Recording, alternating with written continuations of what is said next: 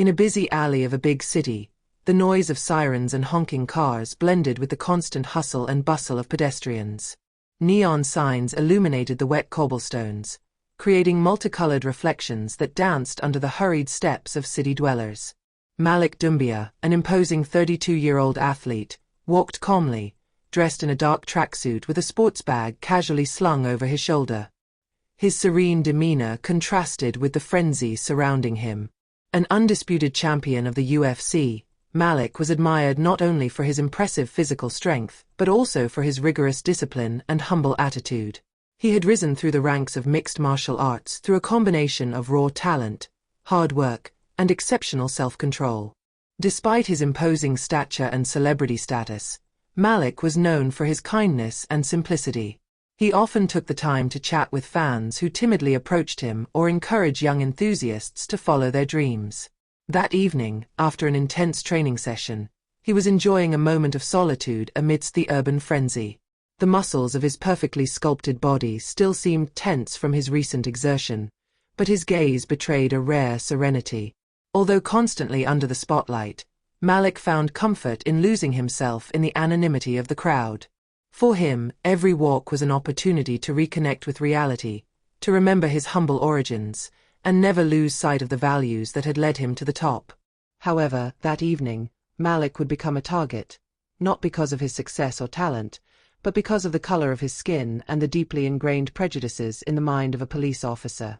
Officer Moreau, known in the neighborhood for his brutal methods and openly discriminatory attitude, was patrolling the area.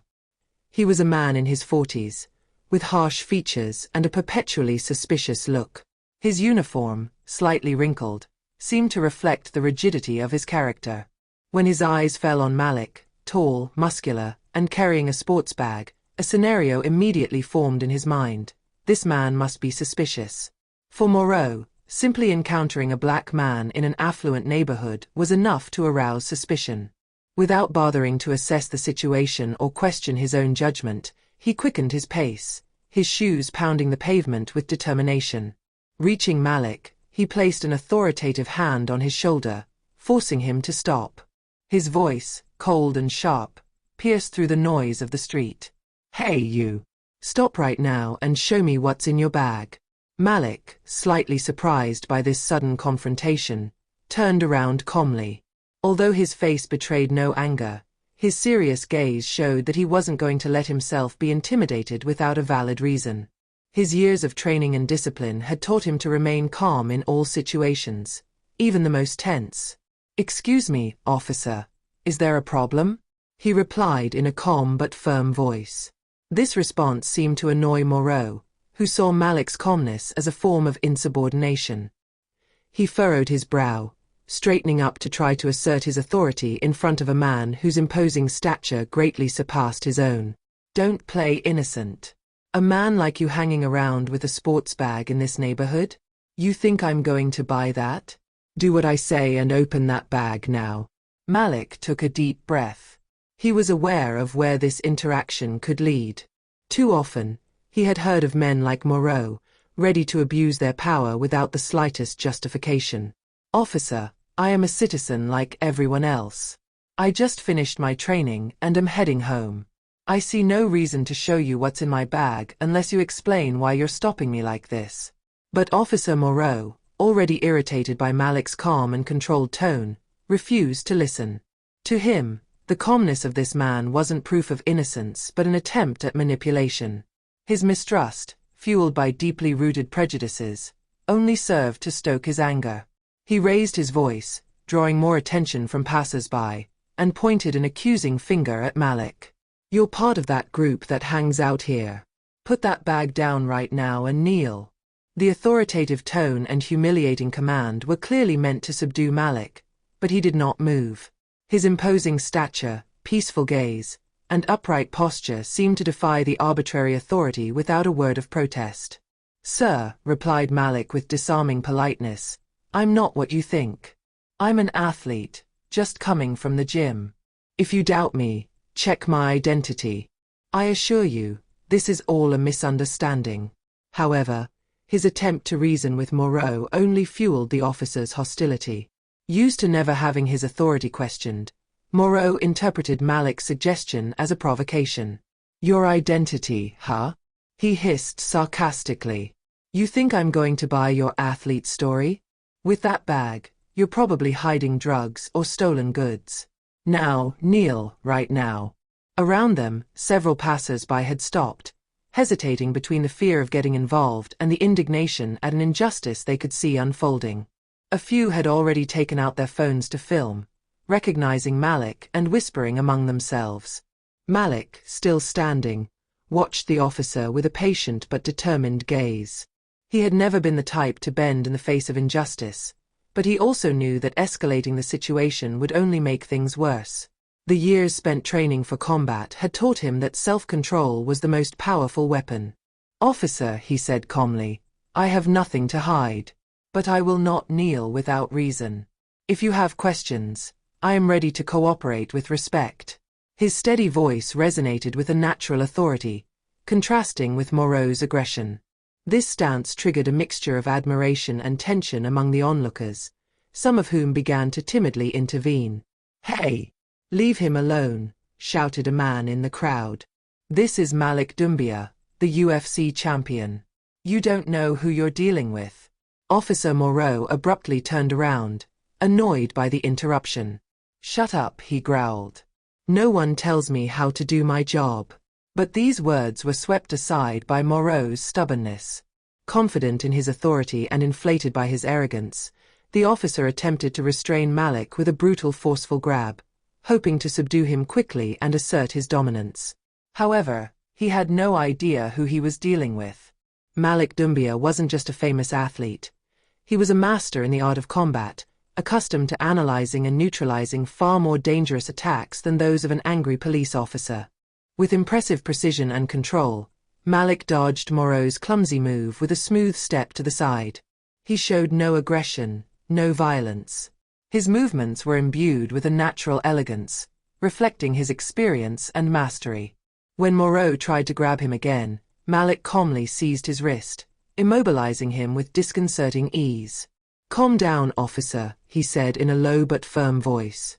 "I don't want to hurt you." In a fraction of a second, Malik neutralized Moreau's movements. With impeccable technique, he disarmed the officer, causing his baton to fall to the ground, then gently tipped him over onto the cobblestones without force or injury. Moreau, now disarmed and on the ground, blinked, stunned. He had been completely overwhelmed without even understanding what had happened. A stunned murmur spread through the crowd gathered around the scene. "That's Malik Doumbia, the champion," whispered a man, wide-eyed. "Yes, it's really him. He took him down without even fighting," added a woman, impressed. Phones were now focused on the interaction, capturing every moment. The crowd began to stir, some discreetly applauding, others shouting about the injustice and demanding explanations from Moreau. The officer, still on the ground, his cheeks flushed with anger and humiliation, tried to get up, but his posture betrayed a mix of shame and confusion. Malik, meanwhile, calmly reached down to retrieve his sports bag from the ground. His gaze met Moreau's, not with defiance, but with calm, unwavering dignity.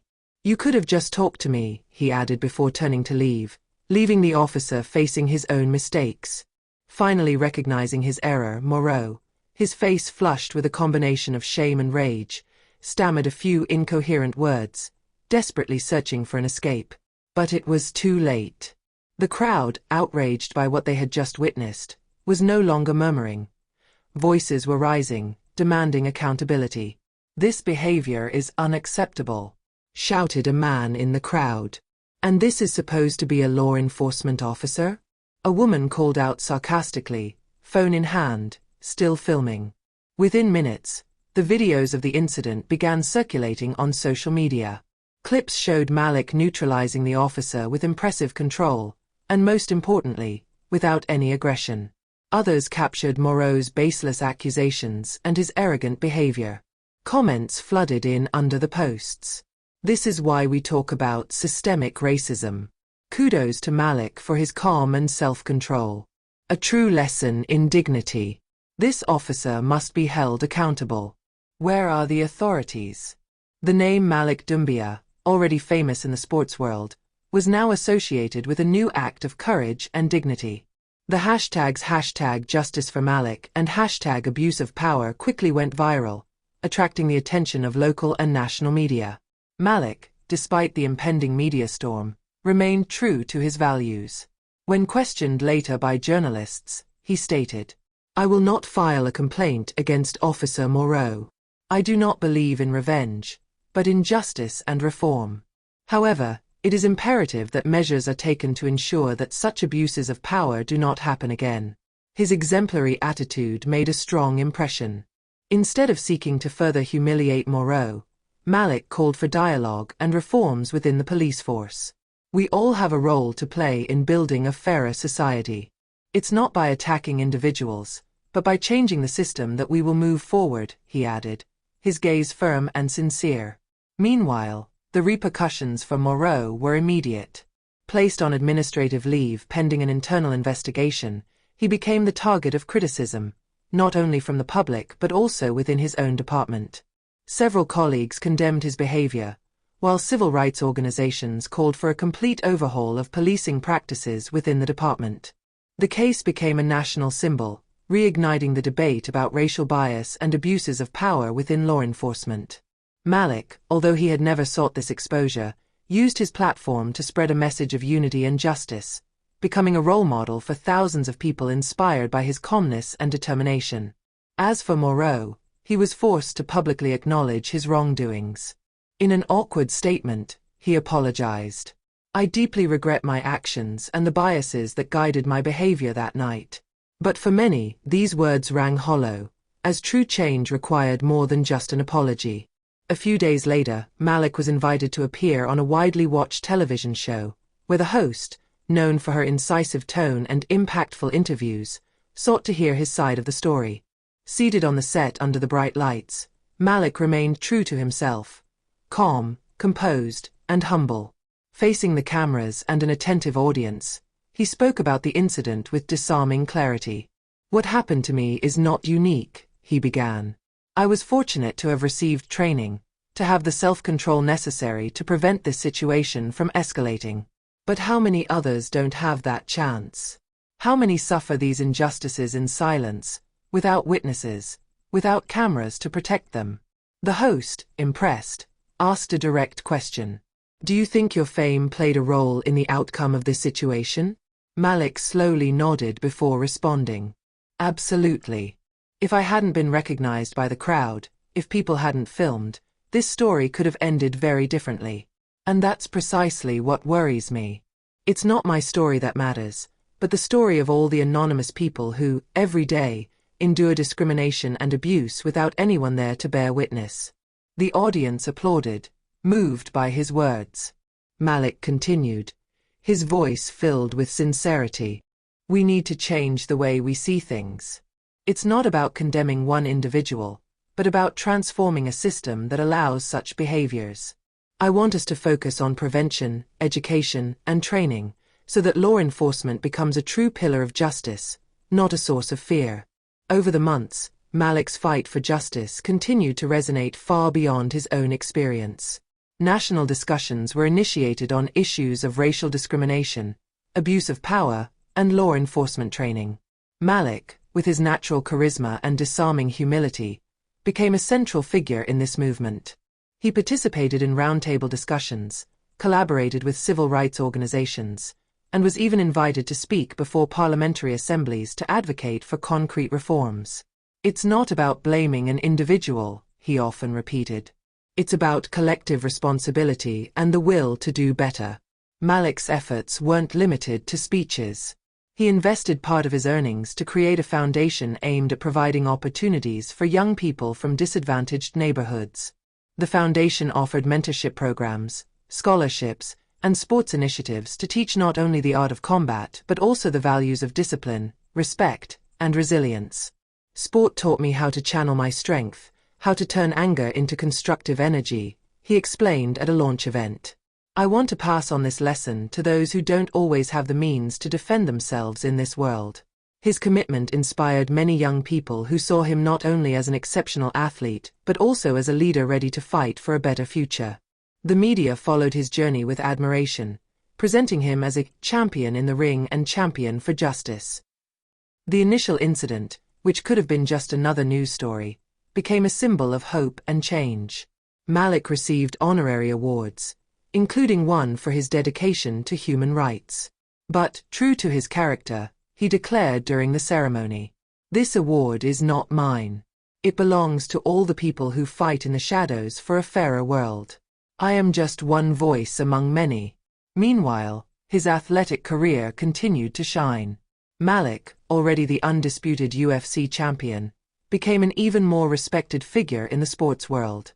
Each victory in the ring was celebrated not only for his performance but also for the values he embodied. Over time, Malik became a true model of leadership and integrity. He was frequently invited to deliver inspiring talks, where he shared his journey, his struggles, and his vision of a better world. True strength, he often said, is not measured by the power of your fists, but by your ability to stand tall, extend a hand, and build bridges, even when everything seems to push you to strike.